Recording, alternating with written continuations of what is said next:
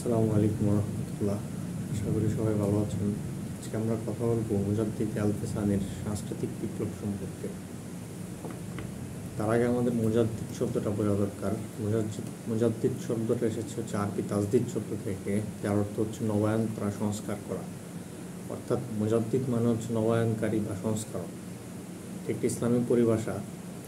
স্বার্থান্বেষীদের অসৎ উদ্দেশ্য সাধন অথবা দিনের মূলনীতি ও কার্যাবলীর মধ্যে ভ্রান্তনীতি ও কাজের অনুপ্রবেশ বিরোধী নব উদ্ভাবিত বিষয় তথা বিদায়তের প্রচলন প্রক্রিয়ার বিরুদ্ধে রুখে দাঁড়ানো, দিনকে পরিশোধন করা, সংস্কার সাধন, দিনকে যথার্থ অর্থে ও মর্যাদায় পুনঃপ্রতিষ্ঠিত করা, এমন বৈশিষ্ট্য সম্পন্ন ব্যক্তিদের মুজাদ্দিদ মনে করা হয়। মুসলমানদের চিন্তা চেতনা, রুচি, অভ্যাস, পছন্দ, গ্রহণ বর্জনের দৃষ্টিভঙ্গি, ভালো মন্দ বাছাইয়ের স্বাধীনতা প্রভৃতি প্রতিটি ক্ষেত্রে নির্দিষ্ট দিক নির্দেশনা রয়েছে। একজন মুজাদ্দিদ এর সমুদয় ও সামগ্রিক ক্ষেত্রেই যে কোনো ধরনের বিকৃতি, ক্ষয়ক্ষতি কিংবা অসম্পূর্ণ অবস্থাকে প্রতিহত ও প্রতিরোধ করেন এবং যথার্থ প্রতিবিধান করেন।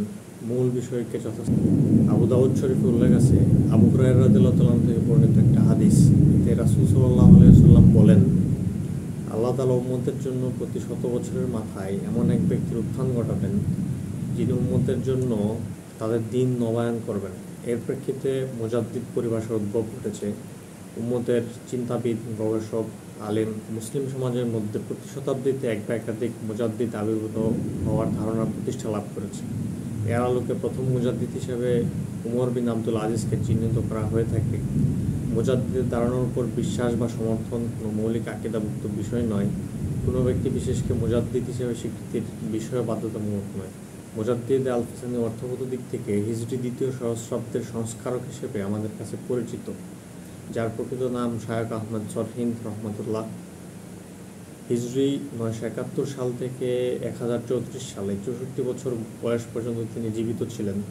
মুজাদ্দিদের তালিকা তৈরি করতে গিয়ে মনীষীদের মধ্যে মতপার্থক্য থাকলেও শায়খ আহমদ একমাত্র ব্যক্তি যিনি মুজাদ্দিদ অভিধায় সর্বসম্মতভাবে সুপরিচিত হয়ে ওঠেন। এই উপমহাদেশে পৌত্তলিকতার শ্রেষ্ঠত্ব বিরাজমান ছিল, একথা সকলেরই জানা। তার প্রাধান্য পূর্ণ করে তাওহীদের শ্রেষ্ঠত্ব প্রতিষ্ঠার পাশাপাশি ইসলামী জীবনধারা ও সংস্কৃতির বিকাশ এই বিরূপ পরিবেশে এক উল্লেখযোগ্য ঘটনা ছিল। রাষ্ট্রীয় পর্যায়ে ইসলামের প্রাধান্য প্রতিষ্ঠার 400 বছর অতিবাহিত হওয়ার পর রাষ্ট্রীয়ভাবেই তা বিপন্ন হয়ে পড়ে মুঘল শাসনের স্বর্ণযুগে। ইতিহাসে তার বিস্তারিত বর্ণনা রয়েছে। মুঘল সম্রাট আকবরের দ্বীন-ই ইলাহির রাষ্ট্রীয় পৃষ্ঠপোষকতা ও প্রতিষ্ঠা লাভ উপমহাদেশে ইসলামের মূল ভিতকেই উপড়ে ফেলার জন্য কাজ করছিল। নানা অপশক্তির মিলিত কর্মকাণ্ডের বহিঃপ্রকাশ মাত্র। ভারতের বাইরে ইরান, আরব, মধ্য এশিয়া প্রভৃতি অঞ্চলে বলতে গেলে ইসলামের গৌরবোজ্জ্বল সময় অতিবাহিত হচ্ছিল। অন্যদিকে ভারতেও মুসলিম শাসনের একটা বৃহৎ সময় অতিবাহিত হয়েছে।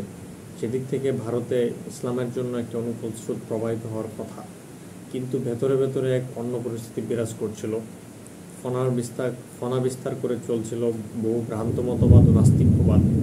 জাগতিক উন্নতি ও সমৃদ্ধি, বিলাসিতা ও আরামপ্রিয়তা, নৈতিক শৈথিল্য, ধন ও যশ লিপ্সা, উদ্দাহনিত্য মুসলিম সাংস্কৃতিক জীবনযাত্রাকে মারাত্মকভাবে প্রভাবিত করেছিল। ইরান থেকে বিতাড়িত আজমিদুবাদ মতবাদের ধারক হায়াতে কাশি সম্রাট হুমায়ুনের উদারতায় ভারতে পালিয়ে এসে আস্থানা স্থাপন করে। এদের অন্য নেতা শরীফ আমিলি সম্রাট আকবরের নবরত্ন সভায় স্থান নিয়ে বিশেষ প্রভাব বিস্তার করে। অন্যদিকে ভেতরে জৈনপুরের মাহদী হওয়ার দাবিদার সৈয়দ মোহাম্মদ ইবনে ইউসুফের সমর্থক সংখ্যাও বেশ বেড়ে যায়। সবচেয়ে মারাত্মক আকার ধারণ করে ইরান থেকে বিতাড়িত মতবাদ প্রচারের অবাধ গতি। তারা রীতিমতো কুফরি ও নাস্তিক্যবাদের পক্ষে প্রকাশ্য প্রচারণা চালায়। এসব কর্মকাণ্ডের প্রভাবের প্রধান শিকার হন প্রথম জীবনে ইসলামের পাবন্দ বলে পরিচিত সম্রাট আকবর। নিরক্ষর আকবরকে তার নবরত্ন সভার সদস্য আবুল ফয়েজ ও ফৈজি কবজা করার জন্য তাকে নয়া ধর্মের প্রবর্তক হতে উদ্বুদ্ধ করে। তৈরি হয় দ্বীন-ই ইলাহি।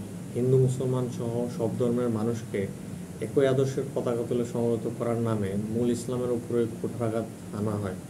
আকবরকে ইমাম ও মুস্তাহিদ পদে বরণের আয়োজন চলে।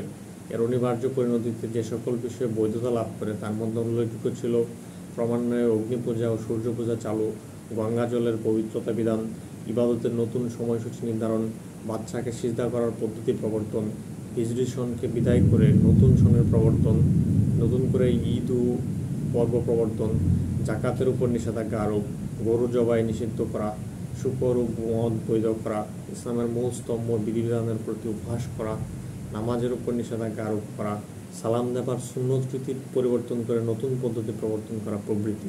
বস্তুত এসবই ছিল ইসলামী সংস্কৃতির উপর কোঠারাঘাত। ধর্মের নামে ইসলামের চরম বিকৃতি সাধন এবং ক্রমান্বয়ে উচ্ছেদ সাধনই ছিল এর মূল লক্ষ্য। মোট কথা, ভারতে দশম শতাব্দীতে এই সময়টা ছিল একজন মুজাদ্দিদের আগমনের একটি সঙ্গত প্রেক্ষাপট।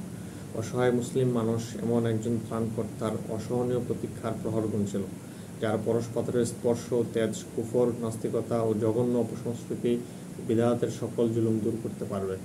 এমনও এক উপযোগী সময়ে শায়েখ আহমদ সরহিন্দের আবির্ভাব, যার সকল কর্মপ্রতিষ্ঠার মধ্য দিয়ে অনতিবিলম্বেই আকবরের পর জাহাঙ্গীরের জীবনের শেষ পর্যায়ে ইসলামী সংস্কৃতি তার পূর্ব ভাবমর্যাদায় পুনঃপ্রতিষ্ঠিত হয়, আর সম্রাট আলমগীর আওরঙ্গজেব তার প্রচেষ্টার দ্বারা একে ফুলে ফলে সুশোভিত করেন।